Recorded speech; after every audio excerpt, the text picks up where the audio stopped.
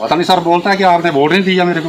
अच्छा, हाँ, ये वोट हमें देते नहीं है, ठीक है। हम उसका काम करेंगे जो वोट देगा। तो सरपंच जो है इनको धमकियां दिए जा रहा है कि आप उनके साथ चल रहे हो, हम क्या जानते हैं किसी को, बाल संत को हम नहीं मानते किसी को, हम उनको भी नहीं छोड़ेंगे और आपकी टांगें तोड़ देंगे। ये हमें आज बताया जा रहा है।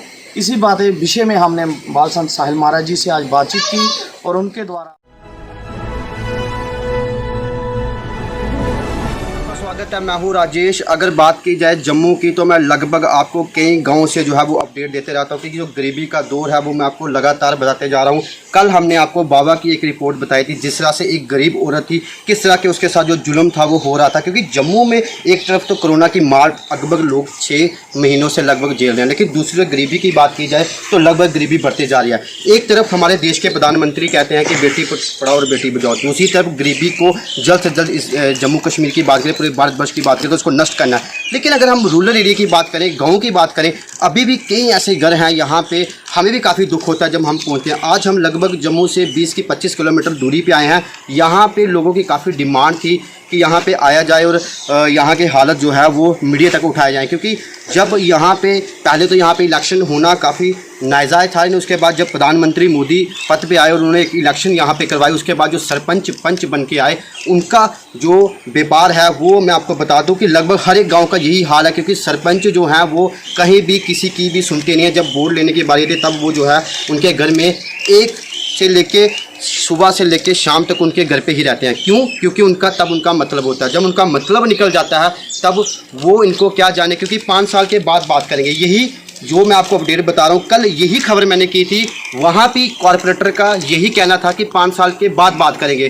तो मैं लोगों को ये चीज़ बता दूं कि 5 साल के बाद इनका जो डेवलप होता है वो ख़त्म हो जाता है। लेकिन यहाँ पे एक गांव की मैं हालत बताऊं तो ये आप देख सकते हैं, ये एक घर है, ये एक दिहाड़ीदार है और मैं आपको बता दूं कि घर की हालत आप देख के समझ सकते हो कि यहाँ पे रहना कितना मुश्किल हो सकता है। यही सेम कंडीशन 3-4 वीडियो मैंने लगातार खबरें की हैं और सेम कंडीशन मैं बताते जा रहा हूँ। और ये भी आप देख सकते हैं हालत, मेरे कैमरे मैन आपको बता रहे हैं।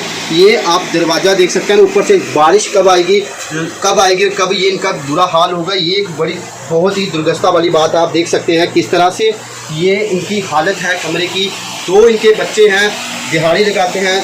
कब अगर इनका मैं बोलूँ कि हेल्प, ये लोग जो आप बाहर देख रहे होंगे ये लोग इनके स्थानीय यहाँ के लोग हैं जो इनकी हेल्प करना चाहते हैं, लेकिन यहाँ पे जिनको होना चाहिए था वो शायद यहाँ पे नहीं है। ये आप देख सकते हैं घर की हालत, एक ही कमरे में, यानी कि टीन का कमरा है और उसी कमरे में ये रहते हैं, एक ही बेड लगाया है, तो उसी पे ये 3-4 लोग जो है वो यहीं पर सोते हैं। इनसे जानते हैं, तो मैं इनसे भी बात करूँगा जो इनके यहाँ के घर के मालिक।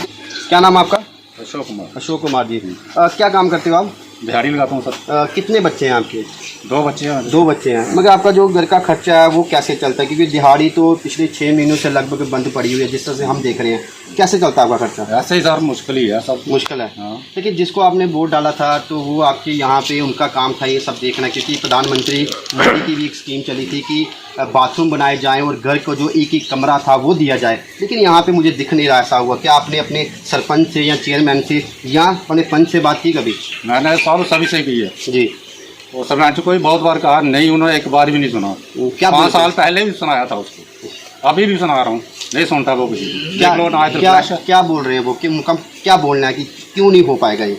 पता नहीं सर, बोलता है कि आपने वोट नहीं दिया मेरे को। अच्छा। हाँ, ये वोट हमें देते नहीं है, ठीक है, हम उसका काम करेंगे जो वोट देगा। ठीक है। तो आप देख सकते हैं ये ठीक तरह से इल्ज़ाम जो है अपनी जवानी से लगा रहे हैं। वोट देंगे तो आपका घर बनेगा, वोट नहीं देंगे तो आपका घर नहीं बनेगा। ये कहाँ का इंसाफ है? ये तो मेरे लिए भी बड़ा कठिन मामला हो जाता है जब मैं इस तरह की खबरें करता हूँ, क्योंकि मैं सीधा डायरेक्ट जो है वो सरपंच पे बात करता हूँ कि अगर आप इस तरह के लोगों की हेल्प नहीं करोगे तो मुझे लगता है कि आपको अपनी कुर्सी जल्द से जल्द छोड़ देनी चाहिए, क्योंकि लोगों की हेल्प करने के लिए आपको जो है कुर्सी पर बिठाया गया है, ना कि आपको लोगों को थ्रेट देने के लिए और लोगों को ये बोलने के लिए कि आपने हमें वोट नहीं दिया।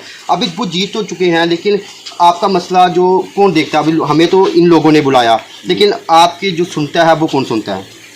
इधर तो हमारे कोई भी नहीं सुनता सर, कोई भी नहीं सुनता ना। लेकिन हमें तो इन लोगों ने लाया ना, जो आपके आस पड़ोस वाले हैं। हाँ। उन्होंने तो हमें लाया। हाँ। वो तो आपकी हेल्प करते होंगे ना? हाँ, वो है हमारे गांव वाले। हाँ, वो करते हैं हमारी हेल्प। अब क्या डिमांड करना चाहते हो कि मुझे क्या मिले और मैं किस तरह से जी पाऊँ? मैं बस सर यही चाहता हूँ कि कमरा मेरा बन जाए, और क्या चाहिए। कितने साल हो गए इस कमरे? ये 10 साल हो गए जी। 10 साल अब यहीं पे रह रहे हो? 10 हाँ, साल पे 10 साल के यहाँ पे। यहीं पे रह रहे हो? आपने मतलब कि और किसी से मिलने की कोशिश नहीं की, एसडीएम से या अपने स्थानीय अधिकारी से? नहीं सर, कहीं मौका नहीं मिला मेरे को। आपके पास डॉक्यूमेंट वगैरह सारे हैं? हाँ सब है। चलिए, तो इनकी जो जनरल डिमांड है वो भी हम उठाएंगे और जल्द ही इस मुद्दे पे हम, जब तक इनका घर नहीं बनेगा, हम इस मुद्दे को नहीं छोड़ेंगे। और भी लोगों से बात करते हैं। आपने हमें यहाँ पे बुलाया है, मगर मुझे एक चीज़ बताइए कि इनका साफ तौर पे आरोप है सरपंच के ऊपर, क्या आपको नहीं लगता कि ये एक बड़ा ही कठिन मामला हो? सबसे पहले तो मैं अपना परिचय दूंगा। मैं बीएमए भारतीय मोदी आर्मी किसान मोर्चा ब्लॉक माड़ का प्रेसिडेंट हूँ जी। ये लोग पिछले कुछ दिनों से मेरे पास आए थे। जैसे इनको पता चला कि एक बीएमए संस्था है जो लोगों की मदद कर रही है रह गुजर के लिए जी। हमारे साथ हमारे जो जम्मू कश्मीर के साहिल बाल संत साहिल महाराज जी हैं, जो जम्मू कश्मीर के प्रेसिडेंट हैं। हमने उनसे ये बात की, उन्होंने बोला आप गरीबों तक जाएं, जो हमसे होगा हम वो मदद करेंगे। जब हम इनका ये हाल आके देखते हैं तो हम 3 दिन पहले मीडिया को बुलाते हैं। कुछ कोट बरवाल में जो डीसी मैडम का था एलजी की तरफ से कि लोगों की बातें सुनी जाए, हमने एक मेमोरेंडम वहाँ भी दिया है। बैक टू विलेज 3 चल रहा है। बैक टू 3 जो विलेज चल रहा है, वहाँ भी हमने एक मेमोरेंडम सौंपा है कि ये जो लोग हैं हक रखते हैं, इनकी डिमांडें पूरी की जाएं। और उसके बाद मीडिया जहाँ आती है तो वो इसको शूट करके लेती है। तो सरपंच जो है इनको धमकियाँ दिए जा रहा है कि आप उनके साथ चल रहे हो, हम क्या जानते हैं किसी को, बाल संत को हम नहीं मानते किसी को, हम उनको भी नहीं छोड़ेंगे और आपकी टांगें तोड़ देंगे। ये हमें आज बताया जा रहा है। इसी विषय में हमने बाल संत साहिल महाराज जी से आज बातचीत की और उनके द्वारा आज हमें ये जो मौका मिला है टीम को यहाँ आने के, लोगों के रूबरू होने का, ये जो हाल आप देख रहे हो, मेरे को तो बड़ी शर्म लग रही है कि मेरे गांव चट्ठा गुजरा में ऐसा है और यहाँ के सरपंच ऐसा भेदभाव कर रहे हैं। और वो हमें एक नाम भी देते हैं पॉलिटिकल, जबकि मेरा नाम देवेंद्र सिंह है। मैं आर्मी से रिटायर हूँ। पिछले 4 साल से आज तक मैंने कोई इलेक्शन नहीं लड़ी है, ना मेरा कोई पॉलिटिकल मुद्दा है। हम एक संस्था बाल संत के साथ चल रहे हैं, जो बीएमए है वो नॉन पॉलिटिकल है। उसके सहयोग से हम गरीबों की मदद करेंगे, आखिरी दम तक करते रहेंगे। इसके लिए चाहे हमें किसी भी कठिनाई से गुजरना पड़े, हम पीछे नहीं हटेंगे जब तक इनको इनके घर बाथरूम स्वच्छ भारत, जो प्रधानमंत्री जी का हमारा आदेश है, जो वो चाहते हैं कि हर घर में स्वच्छ रहे, हर घर में बाथरूम हो, हर किसी का पक्का मकान हो, उनके हक उन तक पहुंचाए जाएं। हम उस मुद्दे को पीछे नहीं जाने देंगे, उनके सपने को साकार करेंगे। बीएमए का बस यही उद्देश्य है। मैं इसी के साथ आपका धन्यवाद करता हूँ। एक अहम सवाल रहेगा, आपने थ्रेड की बात की, आपने बोला इनको थ्रेड दिए गए, उसके बाद आप क्या स्टेप, अगर आज भी इसके बाद थ्रेड दिए जाएंगे इनको, आप क्या करोगे, क्या करोगे? क्योंकि आप इनके सहायता के लिए आए हो, क्या सहायता करोगे आप इसके बाद?